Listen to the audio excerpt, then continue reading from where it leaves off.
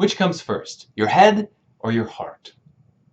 Now, for years, I thought I knew the answer. Like all intelligent young men, I thought, your head comes first, of course. Your ideas are more important than your emotions.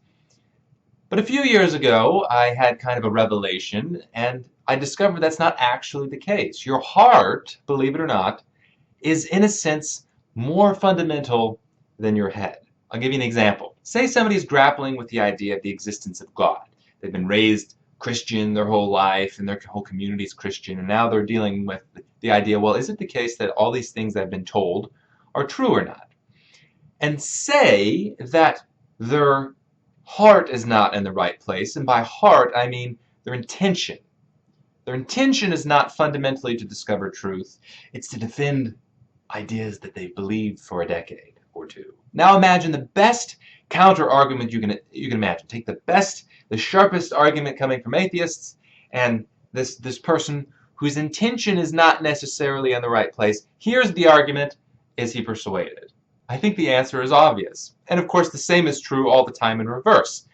Take somebody who is an atheist and present them with the best possible argument for the existence of God, and what's more important than their grappling with the ideas is their willingness to accept the truth as they see it presented to them. Somebody with the most brilliant mind who doesn't fundamentally care about the truth. The truth isn't primary in terms of what they're seeking. It doesn't really matter what good arguments they make, what good arguments other people make. Their conclusions are biased. You see this all the time in the world of ideas. Professional academics have a vested professional interest in maintaining appearances.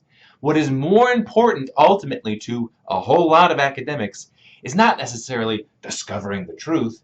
It's about publishing papers so that you can get it on your resume, so that you can get tenure, so that you can keep your job, so that you can be a well-respected academic in the field. So you can have these people who are brilliant, who are rationally brilliant, who have a lot of knowledge, and they can still arrive at inaccurate conclusions, not as a function of their reasoning process, but entirely a function of their own personal intention as a human being. If somebody just doesn't care about the truth fundamentally, if they're not willing to humble themselves in front of the truth, whatever that may be, then you have this kind of methodological flaw that permeates literally all of their thoughts. So on the one hand, it might look like you're having these sound, complex, logical analyses of things, but if your intention is not in the right place, you don't care about the truth, it doesn't really matter what arguments you make. So in a very real way, your heart, your intention, your disposition, your personal humility, even your emotion to some extent, comes chronologically prior